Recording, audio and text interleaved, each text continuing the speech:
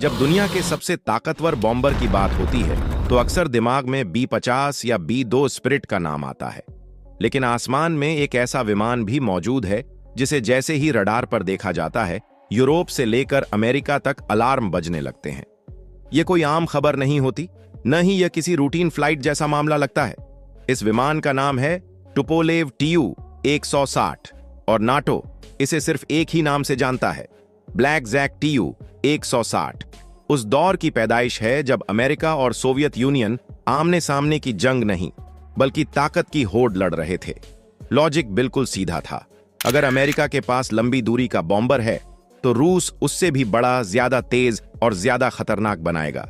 इसी सोच ने Tu-160 को जन्म दिया। नतीजा सामने आया, दुनिया का सबसे बड़ा, सबसे भारी और सबसे तेज सुपरसोनिक स्ट्रेटेजिक बॉम्बर, जो आज भी अपनी कैटेगरी में बिल्कुल अलग खड़ा है।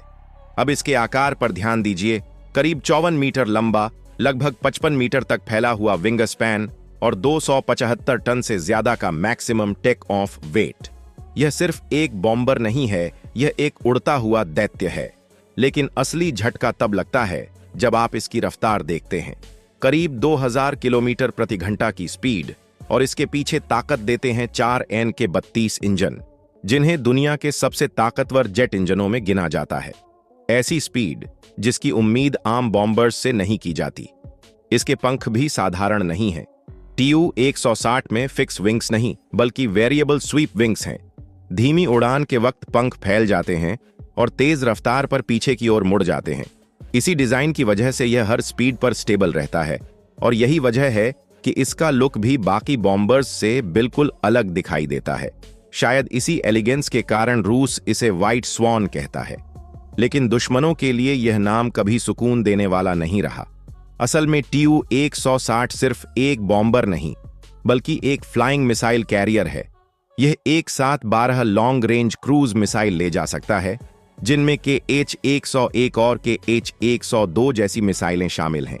इनमें न्यूक्लियर और कन्वेंशनल दोनों तरह के ऑप्शन मौजूद हैं। इन मिसाइलों की रेंज करीब 5000 किलोमीटर तक होती है, यानी Tu-160 को दुश्मन के एयर स्पेस में घुसने की जरूरत ही नहीं पड़ती। रूस के अंदर से उड़ान भरो, मिशन लॉन्च करो और सुरक्षित वापस लौट आओ। यही फ्यूचर वॉरफेयर की असली तस्वीर है। Tu-160 सिर्फ एक एयरक्राफ्ट नहीं है, यह रूस की न्यूक्लियर ट्रायड का एक अहम हिस्सा है। जमीन से दागी जाने वाली मिसाइलें, समुद्र में मौजूद परमाणु पनडुब्बियां और आसमान में यह स्ट्रेटेजिक बॉम्बर, तीनों का मकसद एक ही है।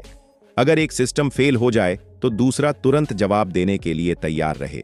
यही सोच न्यूक्लियर दुनिया को बैलेंस में रखती है। सोवियत यूनियन के टूटने के बाद कई सालों तक Tu-160 की प्रोडक्शन रुकी रही। कई लोगों को लगा कि अब यह एयरक्राफ्ट इतिहास का हिस्सा बन जाएगा, लेकिन रूस ने इसे रिटायर करने के बजाय इसे फिर से जिंदा करने का फैसला किया। नए वर्जन आए, Tu-160M और Tu-160M2। बाहर से वही व्हाइट स्वॉन, लेकिन अंदर से पूरी तरह एक modern monster. Digital cockpit, advance avionics, satellite navigation system और नए N के 3202 इंजन, इन सब ने इसे आने वाले समय के लिए तैयार कर दिया। जब भी Tu-160 आसमान में उड़ान भरता है तो यह सिर्फ एक विमान नहीं होता, यह एक चलता फिरता स्ट्रेटेजिक मैसेज होता है। जैसे ही Tu-160 आसमान में दिखाई देता है, नेटो के रडार तुरंत अलर्ट मोड में चले जाते हैं। ब्रिटेन, नॉर्वे और स्वीडन अपने फाइटर जेट्स हवा में भेजते हैं, सिर्फ इसे ट्रैक करने के लिए। रूस भले ही कहे कि यह एक रूटीन पेट्रोल फ्लाइट है, लेकिन मैसेज बिल्कुल साफ होता है, हम अब भी यहां हैं और हमारी पहुंच आज भी ग्लोबल है। कई लोग सवाल करते हैं कि Tu-160 स्टेल्थ बॉम्बर क्यों नहीं है। इसका जवाब टेक्नोलॉजी में नहीं, फिलॉसफी में छुपा है। यह छुपने के लिए नहीं बनाया गया, यह ताकत दिखाने के लिए बना है। स्टेल्थ बॉम्बर चुपचाप आते हैं, लेकिन Tu-160 खुले आसमान में उड़ता है, मानो वह खुद कह रहा हो, हमें पता है कि तुम हमें देख रहे हो और हमें इससे कोई फर्क नहीं पड़ता।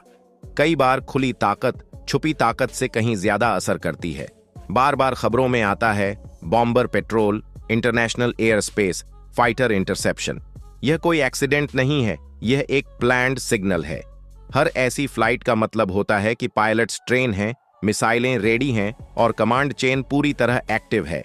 यह सिर्फ थ्योरी नहीं है, TU-160 को रियल कॉम्बैट मिशन में भी इस्तेमाल किया जा चुका है। लंबी दूरी से प्रिसीजन क्रूज मिसाइल लॉन्च करके टारगेट हिट किए गए हैं, यानी यह सिर्फ शोपीस नहीं, एक फील्ड टेस्टेड प्लेटफॉर्म है। इतना बड़ा और इतना तेज बॉम्बर उड़ाना हर पायलट के बस की बात नहीं। TU-160 के पायलट रूस के सबसे एलीट एविएटर्स में गिने जाते हैं। ट्रेनिंग इतनी कठिन होती है कि हर पायलट इस एयरक्राफ्ट तक पहुंच ही नहीं पाता। घंटों की उड़ान, एक्सट्रीम फोकस और जीरो मार्जिन फॉर एरर। यह सिर्फ फ्लाइंग नहीं है, यह एक स्ट्रेटेजिक रिस्पॉन्सिबिलिटी है। इतना पावरफुल बॉम्बर मेंटेन करना भी बेहद एक्सपेंसिव होता है। Large airframe, complex wing system और न्यूक्लियर सर्टिफाइड हार्डवेयर। इसीलिए दुनिया में बहुत कम ऐसे देश हैं जो ऐसा एयरक्राफ्ट बना भी सकते हैं और उसे ऑपरेट भी कर सकते हैं। यहीं रूस अपनी इंडस्ट्रियल कैपेबिलिटी दिखाता है। सीधी भाषा में समझें तो B-50 भरोसेमंद है लेकिन स्लो है। B-2 स्पिरिट बेहद एडवांस है लेकिन बहुत महंगा है। TU-160 तेज है, भारी है और एक लॉन्ग रेंज मिसाइल कैरियर है। हर बॉम्बर का रोल अलग होता है, लेकिन स्पीड और पेलोड के मामले में TU-160 आज भी यूनिक बना हुआ है। अब सवाल उठता है, मिसाइलों के जमाने में बॉम्बर की जरूरत क्यों है?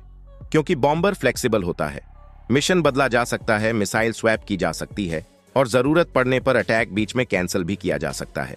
फ्यूचर वॉरफेयर में फ्लेक्सिबिलिटी ही सबसे बड़ा हथियार होगी और TU-160 कमांडर्स के लिए एक तरह का इंश्योरेंस कार्ड है। जब TU-160 उड़ान भरता है तो वह सिर्फ एक मिलिट्री सिग्नल नहीं देता, वह एक पॉलिटिकल मैसेज भी देता है। अपने अलाइज को भरोसा, राइवल्स को वार्निंग और पूरी दुनिया को एक रिमाइंडर कि रूस स्ट्रेटेजिक एविएशन में आज भी पीछे नहीं है। इसका मकसद हर रोज हमला करना नहीं है, इसका असली काम है यह बताना हम कर सकते हैं और अगर जरूरत पड़ी तो करेंगे। कई लोग कहते हैं कि कोल्ड वॉर खत्म हो चुका है, शायद कागजों में, लेकिन TU-160 जैसे बॉम्बर्स आज भी वही माइंडसेट कैरी करते हैं। ताकत दिखाओ ताकि इस्तेमाल न करनी पड़े। यही वजह है कि 30-40 साल पुराना डिजाइन होने के बाद भी TU-160 आज भी पूरी तरह रिलेवेंट है।